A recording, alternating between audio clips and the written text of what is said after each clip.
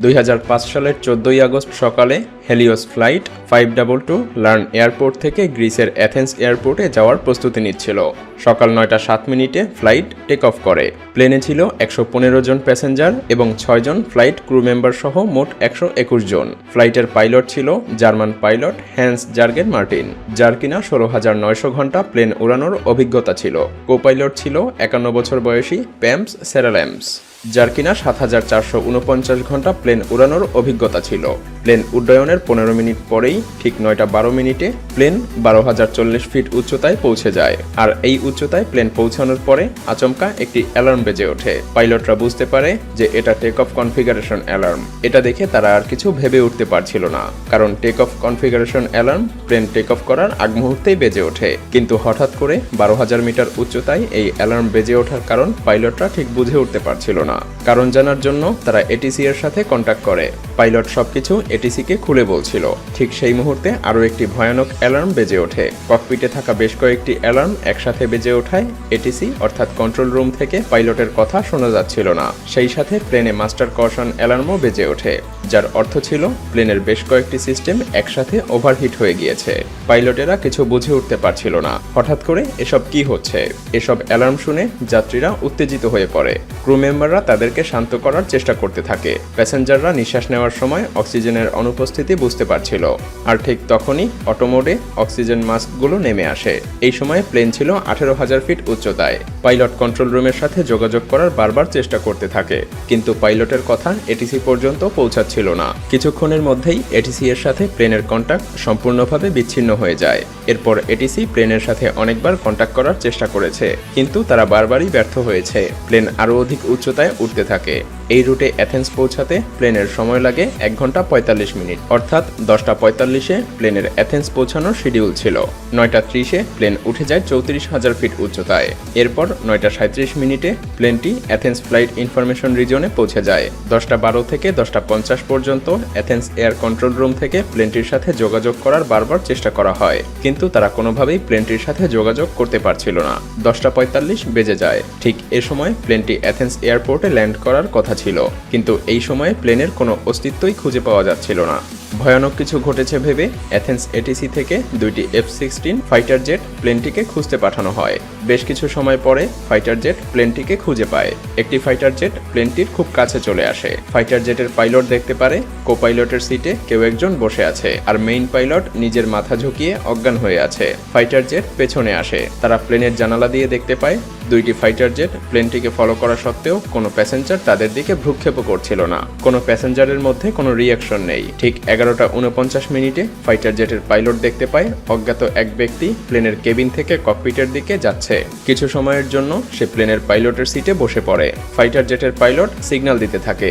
সেই ব্যক্তিও ফাইটার জেটের পাইলটদেরকে কিছু একটা বলার চেষ্টা করে, কিন্তু সে কোনোভাবেই বলতে পারছিল না। তার 1 মিনিট পরেই প্লেনের লেফট ইঞ্জিন কাজ করা বন্ধ করে দেয়, আর প্লেনটি বাম দিকে হেলে নিচের দিকে পড়তে থাকে। ঠিক 12টার সময় প্লেনটির রাইট ইঞ্জিন কাজ করাও বন্ধ করে দেয়। সেই ব্যক্তি প্লেনের কন্ট্রোল সম্পূর্ণভাবে হারিয়ে ফেলে। 12টা 4 মিনিটে প্লেনটি অ্যাথেন্সের 4 কিলোমিটার দূরে পাহাড়ি একটি অঞ্চলে এসে ক্র্যাশ করে। প্লেনটি ক্র্যাশ হওয়ার ফলে প্লেনের মধ্যে থাকা সবাই মারা যায়। একবার অনুভব করুন, ফাইটার প্লেনের 2 জন পাইলট 121 জনকে মুহূর্তের মধ্যে মৃত্যুবরণ করতে দেখে তাদের অনুভূতিটা কেমন হয়েছিল। তারা শুধু দেখেই যাচ্ছিল, কিন্তু কিছু করতে পারছিল না। এরপর হেলিও প্লেনটি ক্র্যাশ হওয়ার ঘটনা সকল নিউজ পেপারের হেডলাইন হয়ে যায়। পুরো বিশ্বব্যাপী সবাই জেনে যায়। দ্রুত রেস্কিউ অপারেশন চালানো হয়। সকল ডেড বডি প্লেন থেকে বের করা হয়, কিন্তু সেই ডেড বডিগুলোর ময়নাতদন্ত শেষে রিসার্চাররা বুঝতে পারে প্লেনে থাকা সবাই প্লেন ক্র্যাশ করার অনেক আগেই মৃত্যুবরণ করেছিল। এখানেই শেষ না, বেশ কিছু প্রশ্ন থেকে যায়। পাইলট যখন আগে থেকেই মারা গিয়েছিল, তাহলে 2 ঘন্টা যাবৎ প্লেনটিকে কে কন্ট্রোল করছিল? এর উত্তর হলো, আগেই বলেছি, ককপিটের দিকে কেউ একজনকে আসতে দেখা গিয়েছিল। সে ছিল flight attendant Andreas. Plane crash হওয়ার আগ মুহূর্তে অ্যান্ড্রিয়াস অ্যাথেন্সের এয়ার কন্ট্রোল রুমের সাথে যোগাযোগ স্থাপনেরও চেষ্টা করেছিল। অ্যান্ড্রিয়াস কন্ট্রোল রুমের সাথে 5 বার মেডি মেডি বলতে থাকে।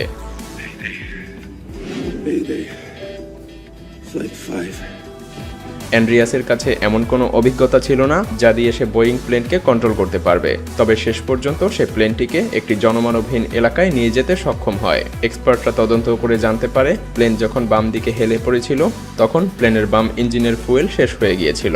কিন্তু এরপরে ইনভেস্টিগেট অফিসাররা এর আসল কারণ জানতে পারে। তারা কন্ট্রোল প্যানেলে একটি বাটন দেখতে পায়। এটা ছিল প্লেনের প্রেসারাইজ বাটন। এই বাটন দেখে অফিসাররা সবকিছু বুঝতে পারে। আসলে এই প্রেসারাইজড বাটন প্লেনের মধ্যে এয়ার ফ্লোকে কন্ট্রোল করে। এসব ইঞ্জিন অল্প অল্প করে বাইরের বাতাস প্লেনের মধ্যে প্রবেশ করায়, যাতে করে প্লেনের মধ্যে অক্সিজেনের স্বল্পতা না দেখা দেয়। আর এই প্রেসারাইজড বাটন অটোমেটিক মোডে রাখা হয়। আর যদি এই বাটন ম্যানুয়াল মোডে রাখা হয় তাহলে ক্যাপ্টেন এবং কোপাইলটকে এটার দিকে নজর দিতে হয়। এমনটা কেন ঘটলো এটা জানতে হলে প্লেনটিকে টেক অফের একদিন পূর্বে ফিরে যেতে হবে, যখন এই প্লেনটিকে রুটিন সার্ভিসে নিয়ে যাওয়া হয়। সেখানে প্লেনের খুঁটিনাটি চেক করে সার্ভিসের জন্য প্রস্তুত করা হয়। আর এখানেই সার্ভিসম্যানেরা প্রেসারাইজড বাটন ম্যানুয়াল মোডে রেখে পাইলটের কাছে বিমানটিকে হস্তান্তর করে। প্লেন টেক অফের সময় পাইলট এবং কোপাইলট প্রেসারাইজড বাটনটির দিকে তাকানোর কোনো সময়ই পায়নি। ফলে বাটনটি ম্যানুয়াল মোডেই চালু থাকে, যার ফলে প্লেনের মধ্যে ধীরে ধীরে অক্সিজেন স্বল্পতা দেখা দেয়। যাত্রীদের মাথা ব্যথা শুরু হয়। পাইলটেরা অ্যালার্ম ঠিকই শুনতে পেরেছিল, কিন্তু দুর্ভাগ্যবশত তারা প্রেসারাইজড বাটনটির দিকে মনোযোগ হারিয়ে ফেলে, যার ফলে প্লেনের মধ্যে মারাত্মক অক্সিজেন স্বল্পতা দেখা দেয়। আর পাইলটেরা আস্তে আস্তে জ্ঞান হারিয়ে ফেলে। কেবিনের অক্সিজেন মাস্ক অটোমেটিকভাবে নিচে নেমে আসে, তাই যাত্রীরা ক্ষণিকের জন্য অক্সিজেন পেয়েছিল। কিন্তু পাইলটদের ককপিটে অক্সিজেন মাস্ক অটোমেটিকভাবে নিচে নেমে আসে না। তাই আস্তে আস্তে প্লেনের সবাই একে একে জ্ঞান হারাতে থাকে, কারণ অক্সিজেন মাস্ক কেবলমাত্র 12 মিনিটের জন্যই অক্সিজেন সরবরাহ করে। তাই এরপর সবাই জ্ঞান হারিয়ে ফেলে, শুধুমাত্র একজন ছাড়া। তিনি হলেন ফ্লাইট অ্যাটেন্ডেন্ট অ্যান্ড্রিয়াস। আপনারা হয়তো ভাবছেন অ্যান্ড্রিয়াসের কেন কোনো অক্সিজেন ঘাটতি দেখা দিল না। আসলে অ্যান্ড্রিয়াস ছিল একজন স্কুবা ডাইভার, আর স্কুবা ডাইভারেরা তাদের নিঃশ্বাস লম্বা সময় পর্যন্ত ধরে রাখতে পারে। তাই অ্যান্ড্রিয়াস এই পরিস্থিতিতে বেশ কিছুক্ষণ তার শ্বাস প্রশ্বাস চালিয়ে যেতে থাকে। ইতিমধ্যেই সবাই লাশ হয়ে গিয়েছে, আর অ্যান্ড্রিয়াস তার সর্বোচ্চটা দিয়ে প্লেনটিকে ল্যান্ড করানোর চেষ্টা করতে থাকে। কিন্তু সে শেষ পর্যন্ত ব্যর্থ হয় এবং প্লেন ক্র্যাশ করে। প্লেনে থাকা সবার মৃত্যু হয়। এই ঘটনার 15 মাস পরে অ্যাথেন্স এয়ারপোর্ট কর্তৃপক্ষ একটি রিপোর্ট প্রকাশ করে। বাটনটি অটো মোডে থাকার কথা ছিল, কিন্তু সার্ভিসম্যানেরা সেটাকে ম্যানুয়াল মোডে দিয়ে দেয়, আর পাইলটও সেটা লক্ষ্য করেনি। সার্ভিসম্যানেরা যদি এটা অটো মোডে সেট আপ করে দিত তাহলে হয়তোবা এমন মর্মান্তিক দুর্ঘটনা ঘটতো না। ভিডিওটি ভালো